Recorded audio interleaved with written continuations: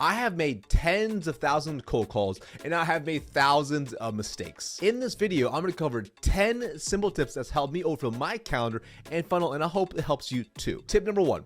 Block the timeout. The mistake many reps make is they call sporadically all throughout the day. 5 to 10 minutes here, do a little research, 5-10 minutes there, check Slack, and before you know it, the day is gone. You're wondering what happened, and you've booked maybe one meeting. Instead, you want to block out sessions on your calendar like a first date. 100% focus and intention. All in, no distractions. That means you shut down Slack, you shut down email, you turn on Do Not Disturb on your phone, you put all distractions away, and you're 100% focused on making calls for that dedicated hour block. Zero task switching. Your only objective is to work the list and book meetings, nothing else. If your calendar is empty, do multiple blocks like this, in which you hit it hard for an hour and then take a 10 to 15 minute break. Hit hard for another hour and then another 10 to 15 minutes. You'd be shocked on how much you can accomplish by doing this alone and giving 100% focus in these dedicated time blocks. Tip number 2, set yourself up to win. The mistake many reps make is they are not setting themselves up for success. Here are a few areas you have 100% control on that will help set you up to win. 1, when you wrap each day up, clean the desk area to remove all clutter,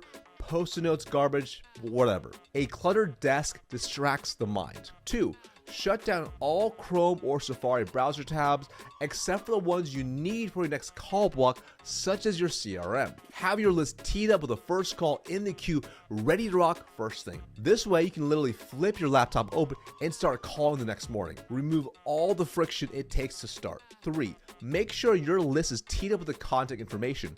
You should not be doing any research or hunting for any information before you call. This allows you to be hyper-focused when you're doing your dedicated call blocks. Tip number 3, conserve and create energy. Here's a simple hack that'll give you more energy and focus before your call blocks. Get proper rest the night before and eat clean. I know you weren't expecting me to say that, but the reality is that cold call takes tremendous focus and energy.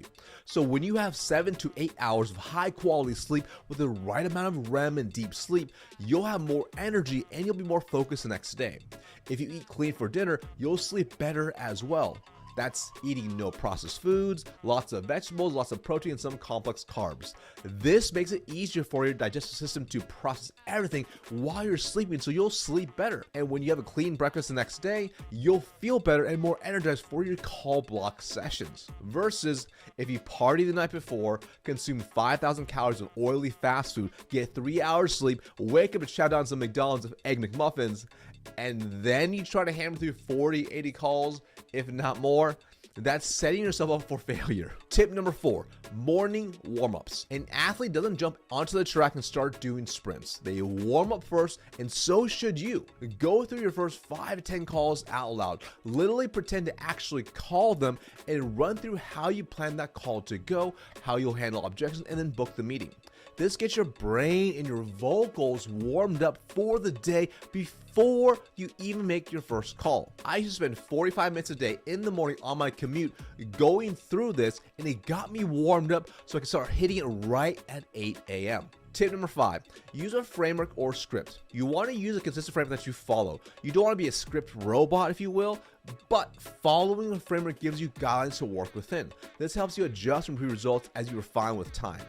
For instance, if you use a permission-based opener, 1, permission, 2, the problem or problems, 3, the cost of inaction priority. Permission. Hey Allie, it's Marcus Bentley. You're not expecting my call. Do you have a moment? I promise to be brief. They say yes. Great. Now go to the problem. Great. In chatting with dozens of other CROs in the SaaS space on the West Coast, one of the largest costs they're running into are increasing turnover costs in their sales departments, in which each turnover can easily cost over $100,000, if not more. Cost of inaction. How are you handling these increasing turnover costs and reducing turnover? Very simple. Permission, problem, cost of inaction. Tip number 6, visible script. Ever get a brain fart on a cold call? I have. It's the worst as the prospect answers and suddenly it's like your brain blacks out and you're fumbling what to say next. This is why it's key to have your script printed out in large font and posted somewhere visible, like on your wall. It's like lines on the road when you're driving. If you need them, they are right there to keep you going in the right direction. Don't make your job harder than it needs to be, just have it visible and printed.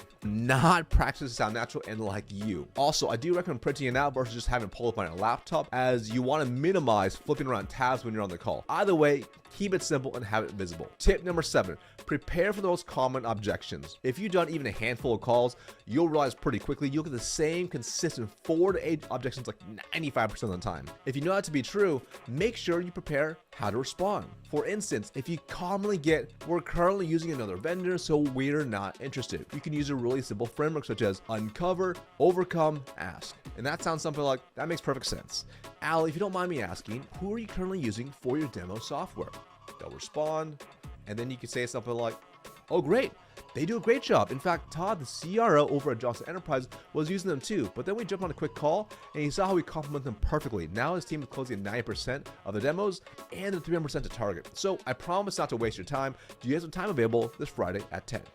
Uncover, overcome, ask. Tip number 8. Keep a tight feedback loop. What do elite athletes do? They watch their own games. This helps them see what they are actually doing and how they react on the court. Then they can train to improve the areas that hold them back. It's key to do the same thing for cold calls, discovery calls, demos, whatever. When you listen to your own cold call recordings, it helps you improve by bringing you massive self-awareness from your tonality, your attitude, what you say, how you handle objections, whatever. And this might be pleasantly horrifying when you do this, but then you'll get feedback to actually improve. The key is doing this consistently on your own or with a trusted elite sales leader to help keep improving. Tip number 9.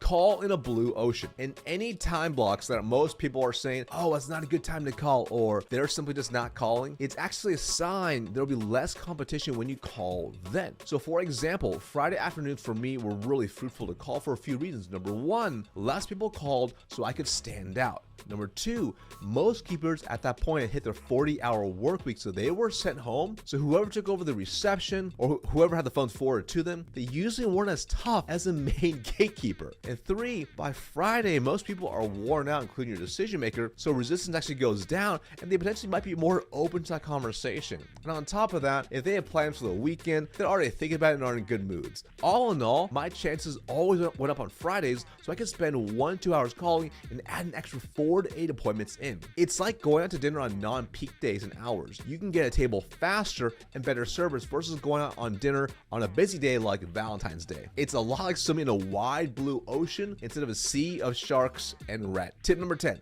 make prospecting a habit. Learning to be consistent is like a muscle. It takes constant work to keep strong and lean. All these passives mean absolutely nothing if you are inconsistent. The number one reason reps have an up and down quarters is because there are pipelines up and down, which means their prospecting is up and down. If you want to have consistently juiced pipeline, it requires consistently prospecting to ensure it's always full. There will be days, weeks, or even months you don't feel like it. But the funny thing about prospecting is that don't usually see the negative effects of stopping until weeks or months later when you suddenly realize your pipeline has dried up. If you want to consistently excel in sales, it's key to do it even when you don't feel like it. Build it as part of your daily or weekly routine depending on the deal size you work with, and then turn it into a habit. When it's a habit, you never worry about your pipeline or number. So there you have it, 10 cold call tips that you can take and adapt to fit you. If you enjoyed this video, make sure to drop a like, subscribe to more tactical trainings like this, and let me know in the comments below which tip resonated the most with you. Also, if you want to copy my Wall Street Journal best-selling book for free, head to the description below while supplies last. See you in the next video.